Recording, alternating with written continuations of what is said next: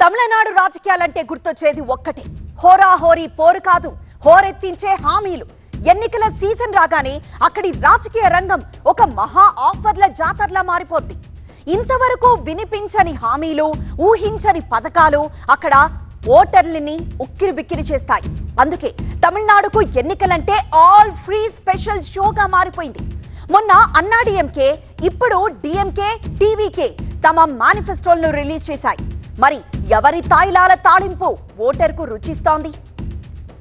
2026 assembly ఎన్నికల count down మొదలైంది. Schedule వచ్చేసింది. కూటముల కలయికలు కుదురుతున్నాయి. ఇప్పుడేమో ఓటర్ల మనసులను గెలుచుకునేందుకు పార్టీల మధ్య ఉచితాల యుద్ధం పగ్గుమంటోంది.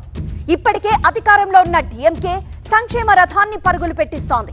మహిళలకు ఉచిత బస్సు నుంచి పలు పథకాలను అందిస్తోంది. ఇప్పుడు అంతకు మించిన పథకాలతో అన్నాడీఎంకే మేనిఫెస్టోను ప్రకటించింది.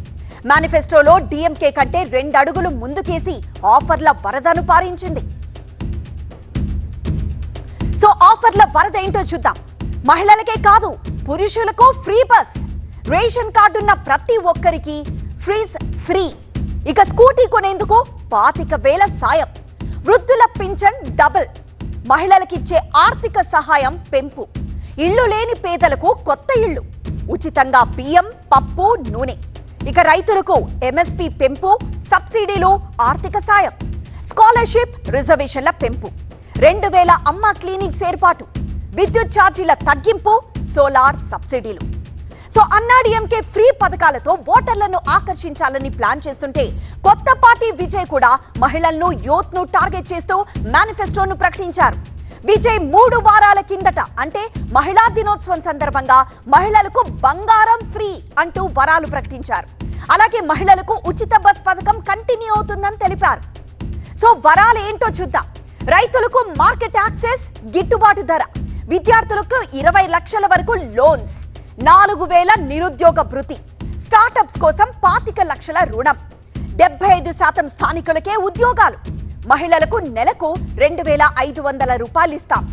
ఇక సంవత్సరానికి 6 గ్యాస్ సిలిండర్లు ఉచితం, ఆడబిడ్డల పెళ్లికి 8 గ్రాముల బంగారం, మహిళలకు ఆర్థిక చేయూత కింద 15,000, మహిళలకు ప్రభుత్వ బస్సుల్లో ఉచితం.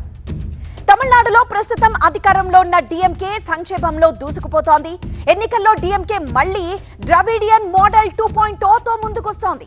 ఇప్పటికే అమలు చేసిన పథకాలనే బేస్ చేసుకుని వాటిని మరింత విస్తరించే దిశగా మేనిఫెస్టో రూపుదిద్దుకుంటోంది. వెల్ఫేర్ తో పాటు ఆర్థిక వృద్ధి, సోషల్ జస్టిస్, యువత పాత్ర, ఈ 3 స్తంభాల మీదే డిఎంకే మేనిఫెస్టోను సిద్ధం చేస్తోంది. సో డిఎంకే మేనిఫెస్టో ఏంటి చూద్దాం. 2021 మేనిఫెస్టోలో చేసిన హామీలలో దాదాపు 80% అమలు చేశామని చెప్పుకుంటోంది. అదే ట్రాక్ రికార్డును 2026లో కూడా కొనసాగిస్తామంటోంది డిఎంకే. ఇక మహిళలకు ఇప్పటికే కొనసాగుతున్న ఉచిత బస్సుతో పాటు మహిళల మొబిలిటీ పెంచే చర్యలు, యువతకు ఉద్యోగ అవకాశాలు పెంచేందుకు ఇండస్ట్రీలు, స్టార్టప్స్ కు ప్రోత్సాహం, విద్యారంగంలో ప్రభుత్వ పాఠశాలల మౌలిక వస్తువుల మెరుగుదల, ఇక డిజిటల్ లెర్నింగ్ పై దృష్టి, ఉన్నత విద్యలో పేద విద్యార్థులకు ఆర్థిక సాయం, హెల్త్ కేర్ లో ఉచిత చికిత్స, ప్రభుత్వ ఆసుపత్రుల బలోపేతం, రైతులకు సబ్సిడీలు, సాగునీటి సదుపాయాల మెరుగుదల. టీవీకే, అన్నాడీఎంకే మేనిఫెస్టోల్ని చూస్తే ఒకటి ఫ్యూచర్ మోడల్ పై ఫోకస్ పెడితే, మరొకటి వెల్ఫేర్ మోడల్ పై దృష్టి పెట్టింది. ఇక అధికార పార్టీ వెల్ఫేర్ ను కొనసాగిస్తూనే అన్ని వర్గాలను టార్గెట్ చేసినట్లు కనిపిస్తోంది. సో మరి ఎవరి మోడల్ కు తమిళ ప్రజలు జై కొడతారో చూడాలి.